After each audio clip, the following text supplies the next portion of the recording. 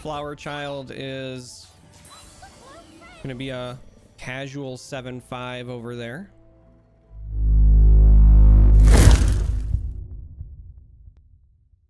Last night on stream, I played some awful decks. I mean, objectively bad decks. We lost a bunch of games, but we had a lot of fun doing it.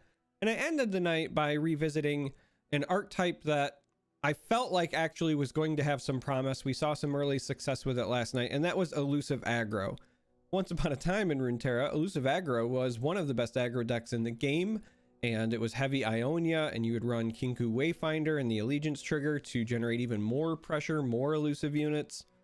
But a lot's changed since then, including the addition of a whole new region. And so I wanted to try elusives with Targon, not play the Wayfinder, and see how it worked. Last night's version, we were using Zed, mostly because I wanted to be really cheeky and try to run Zed with fists, for example. And I wanted to use our friend Young Witch to grant quick attack to something and then use fists to turn it into double attack. And it worked out just fine.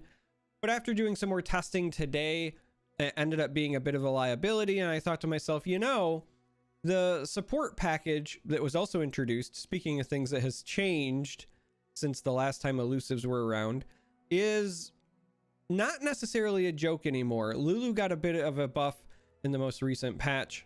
I wanted to revisit her. And so this is what I call Lulusives. And so far, this has felt really good in the games that I have tested it in. And I want to take it for a spin again today as well, just to put some more games on it. We're going to go through the list now. As always, deck code will be in the video description, link to Mobalytics, etc. But right out of the gate, we have 2 copies of Flower Child, 3 of the Flight, 3 of Zoe. These are our 1-drops to get us started. Right now, I'm going 2 of Flower Child because this one is the dependent 1-drop. This really shines when you have a Young Witch on 2. But if you don't have that, it's not as great. This can also shine if you have a mentor on 3 if you're attacking on odds, but even then, you'd still likely rather play Zoe or the Flight on turn 1 instead of Flower Child. So given that this one requires a little bit more setup, I'm currently running this as a 2 of and the elusives as 3s. Zoe here is really just about Star Chart giving you access to some of those good cheap celestial cards, specifically things like the Silence or the Serpent. You're not really looking to flip Zoe because there's not a lot of benefit you get from flipping her in this list. Most of your units already have elusive. The ones that don't, if they get it, it's like a nice to have, but it's not a requirement. Giving lifesteal to everything, I suppose with Sparklefly could be really good, but you're not really trying to focus on leveling her. This is just another elusive body with upside in the star chart. So these are our 1-drops. Once you go to the 2s, it's going to be pretty straightforward. It's elusive 2-drops. Literally all of our 2-drops have elusive. We've got Duo, pretty standard inclusion. Shade Stalker, I guess technically this doesn't natively have elusive, but you're usually playing this when it is triggering Nightfall. And then we have Sparklefly and Young Witch. Now we're also running Pale Cascade because it's a great combat trick, but these are our 2-drops, and if it's not evident, it should be. We're just trying to play elusive units so that we can attack. Hopefully they don't have blockers, and if they do, trade with them early and then just keep playing more elusive units. Some of these, like Young Witch, for example, can also enhance some of your 1-drops. So when you're attacking on evens, Young Witch is actually really solid on turn 2, just because it can, you know, protect one of your other units or buff up Flower Child. So Young Witch is actually pretty solid here. Once we go to the 3s, 2 copies of Hush. This is because you're playing Targon, and Hush is just really powerful. I actually could see an argument that ends up being made about maybe cutting this back or making this be a 1 Hush and a 1 like Moonlight Affliction, but the reality is that if you're playing Hush anyway, a lot of times if you're playing it offensively, I'll say, you can do so to remove elusive from your opponent, and then that makes it more likely that they can't block you anyway since you're so heavy into elusives. But 2 copies of Hush. Lulu is interesting because one of my biggest complaints about her in the past had always been that you kind of have to put her in harm's way to get the benefit. But in a list like this, we've got enough support that leveling her is pretty easy. And also, if you do get that Young Witch on 2 into a Lulu on 3, granting her quick attack is one of the best ways to protect her, if you will. And so that's kind of like your ideal setup is either a Zoe or a Flower Child on one, into a Witch, into a Lulu. And that's going to get you a very aggressive start, even more so now that she's got that attack power buff. And it's also going to get you well on your way to leveling her up, which is not irrelevant, because the other way you can potentially protect her is through her help picks. So because you have the option of giving an ally barrier or an enemy vulnerable, you can give her barrier, or you could just, you know, give something where you're trying to maybe take a value trade. You can give something else vulnerable and then have Lulu attack into that on purpose. There's a lot of things you can do once you get her leveled up. And so I don't think she's as brittle as she used to be in the past. So Lulu here on 3, again, also Mentor Stones on 3, because we want to hit those supports. Mentor also fantastic follow-up for something like your Sparkle Fly to give you that long-term pressure, and it's really, really important in the aggro mirrors. One of the reasons I like this list is because you're running Sparkle Fly and because you're running these buffs, you can get into situations where you're racing your opponent, but then forcing them to potentially use some of their burn instead to remove your threats, because otherwise you might just be able to out heal them. Sparkle Fly is huge in the mirror, but also Lulu, and again, her once she's leveled up, being able to allow you to dictate trades with the vulnerable. There's just a lot you can do in the aggro mirrors here, more so than I thought when I was originally putting the list together. I'll be upfront. I had envisioned this as being just brain dead elusive aggro, and I don't say brain dead about aggro very often at all. If you know me, I'm an aggro player, and I love to talk about the nuance of actually playing good aggro. But elusive aggro historically had been the most brain dead of them, if you will, just because your opponent couldn't block. It was literally just play units that your opponent can't block and then benefit. Like, that was the entire archetype. That was the entire plan. I think this version has a little bit more nuance to it, and I'm also enjoying it because of that. Shadow Assassin also had a bit of an update. So it's back to at least 2 attack power. It's a 2/1. And it also replaces itself, and it's got elusive, so we run it. And then on the top end here, I go 1 Bastion, 2 Deny.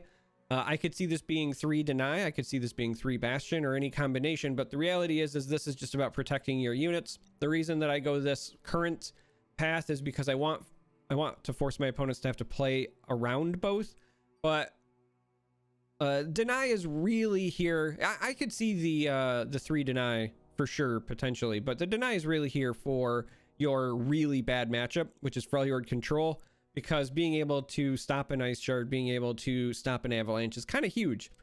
But I also just need to say up front, like, Freljord Control is a really bad matchup for you, and that includes Scargrounds in my mind. So Lissandra, Trundle, or Scargrounds lists, they're going to be a bad matchup for you if they draw the removal, and let's be honest, they always do.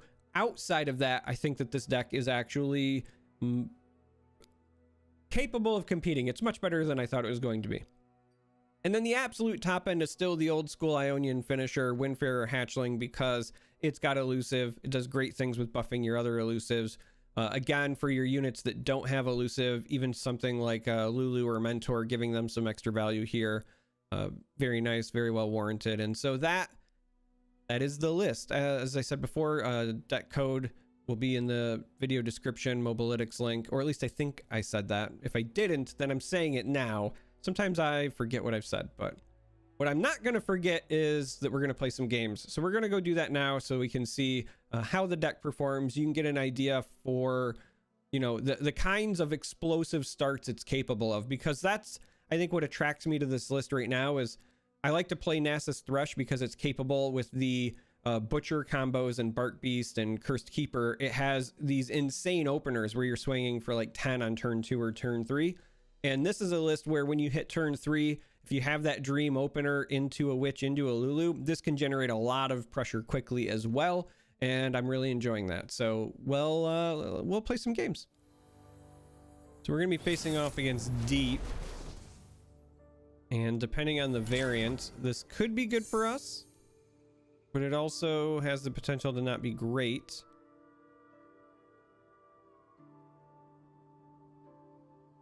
It's weird because I think this goes back. We're going to play the Sparkle Fly on 2. I think we'll keep... This is such a tough call. I think we actually send this back as well. I was thinking about keeping the Lulu just because I wanted to showcase it, but I wanted to try to hunt for 1-drops the more I thought about it. And of course, we found a 1-drop, but it's the one that required us to have a support piece. No big deal. Hang on, Buzzball. Hey. You'll never see us coming. Rather get the elusive damage in than poke for 1. So that's why I'm okay with that.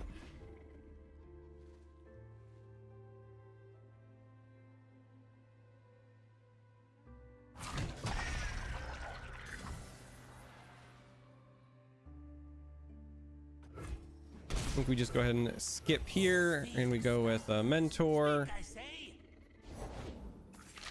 We go with another scarab. Okay, I respect it. So they are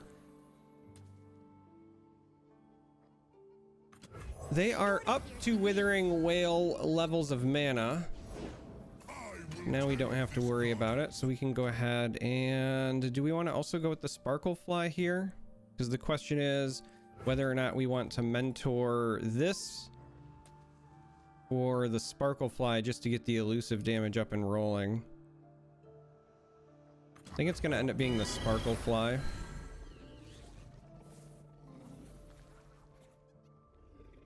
think it's important that we push as much elusive damage as possible here. This also gives us the lifesteal to stabilize a wee bit. But with Maokai potentially creating these saplings, we also want to get that above the 2 health. There's a Lulu. So Lulu a bit more palatable with the flower child here. We know this is going to attack, so we're just going to wait till post attack before we play anything.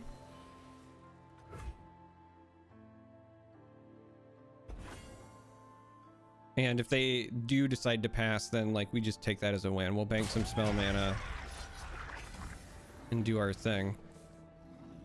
Interestingly enough, I think you just let this through.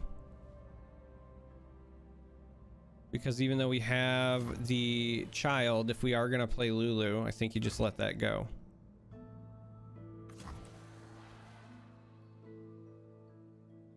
We could theoretically take a block with the Sparkle Fly, I suppose.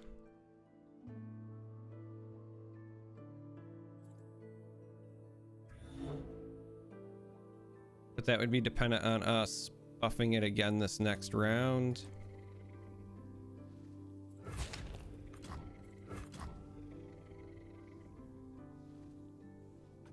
Yeah, let's do it this way.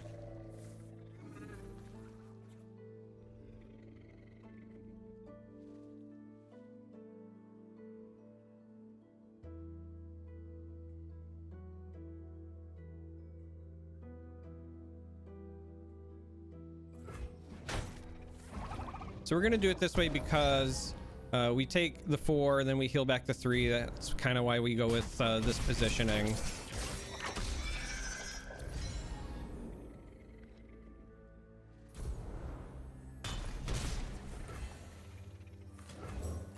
Develop our Lulu, but I want to save this 2 mana for a Pale Cascade unless they, you know, in case they try something cheeky here. They still have enough for a Withering Whale on the off chance they do run it.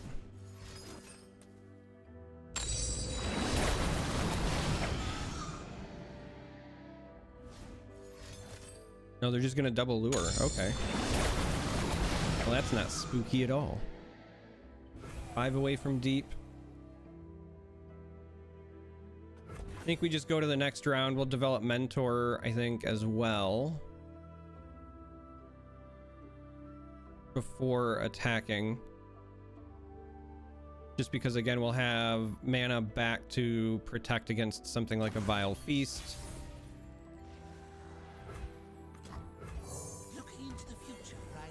But this is enough to threaten lethal with the elusive damage, so I think it's worth taking the shot.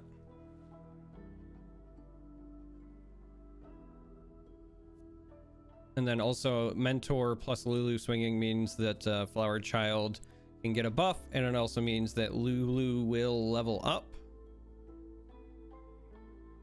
So we'll have to pay attention to our order of operations there.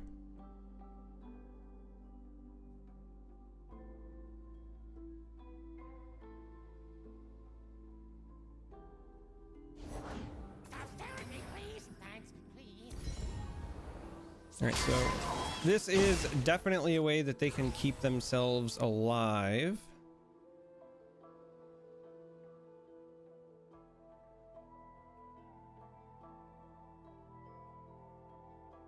And so now the question becomes, I think we go with the young witch here as well. Vegetables!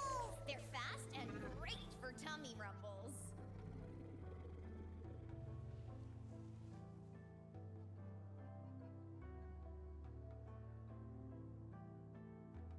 This costed 3 because of the lures, so they could theoretically play another one here. That would be a nightmare.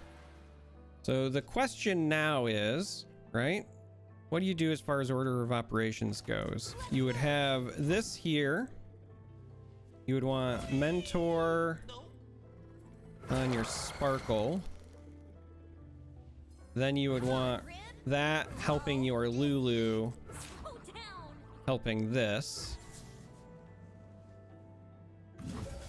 And I think we'll go ahead and also do 1 gem here.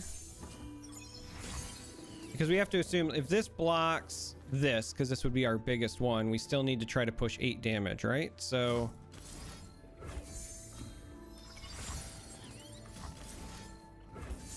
we just do this and pray they don't have the Vile Feast. I think this is correct. Lulu levels up. Flower Child is going to be a casual 7-5 over there. But this, as of right now, is at least still presenting elusive lethal, assuming that they block the biggest one. So as I said, it kind of just comes down to, do they have the Vile Feast? We could have kept mana open to protect something from a Vile Feast, but then we didn't have enough to threaten 8. So I would rather go for lethal here, I think, than purposefully plan for a second round of attacks.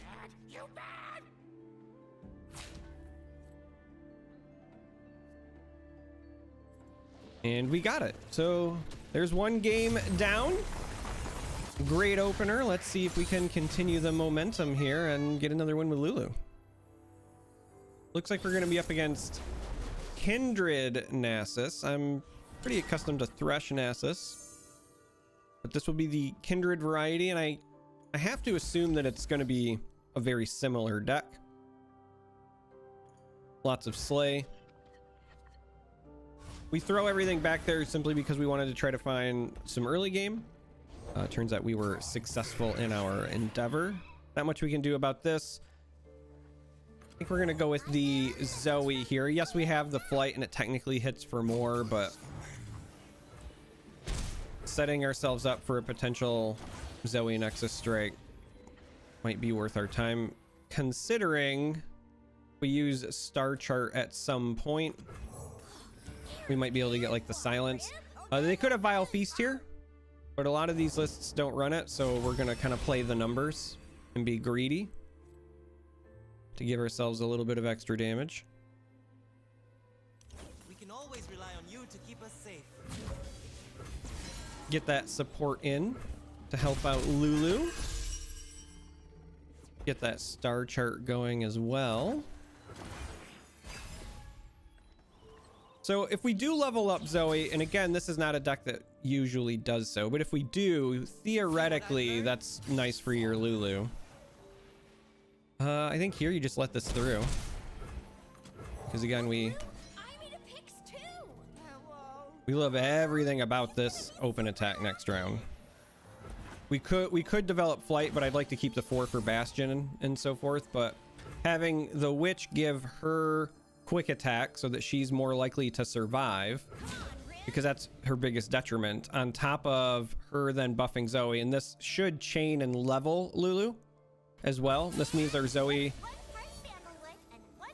will connect for a good amount, but also our Lulu's now a 5-4 quick attack this round. This is a lot of early pressure.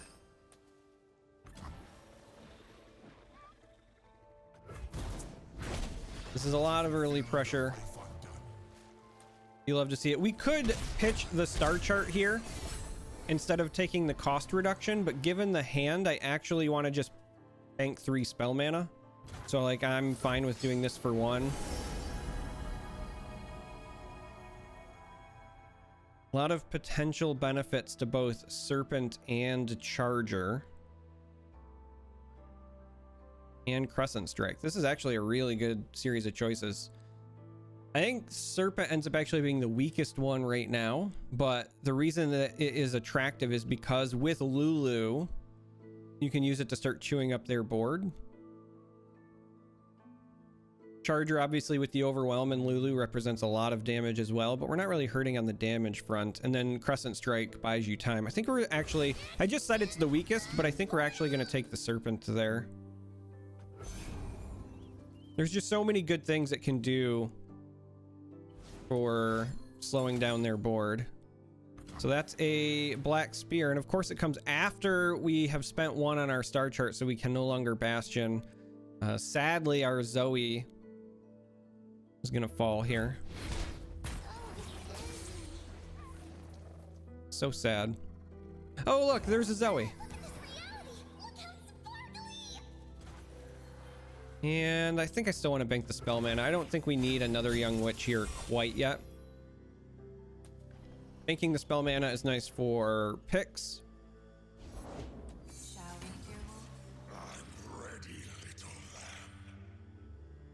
So here, I think we would just want to give an ally a barrier.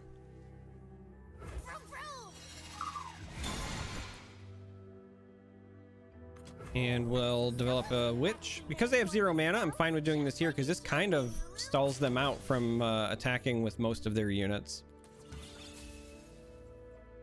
I mean, unless they just want to give up one of their better units. They could swing with everything, but that's going to feel, in my opinion, like a pretty bad trade. And then we'll go ahead and play our Serpent.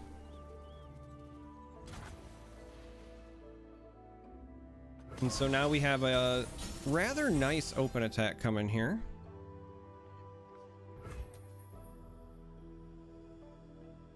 This is just a matter of how we want this to go. So we want, I think, Young Witch buffing a Witch. We want 1 Young Witch buffing a Lulu, buffing this, and then a Witch and a Zoe, right? Because we want this to have quick attack as well. We want this to be pulling here. And I think we're going to preemptively, even though this has quick attack already, I think I want to preemptively catch our Zoe with the barrier for Black Spear style effects. And so we'll do it like this.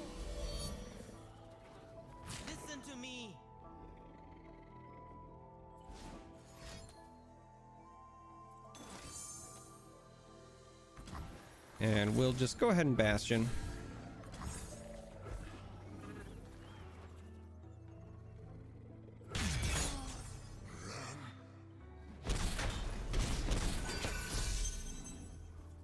And so, well, we get the surrender.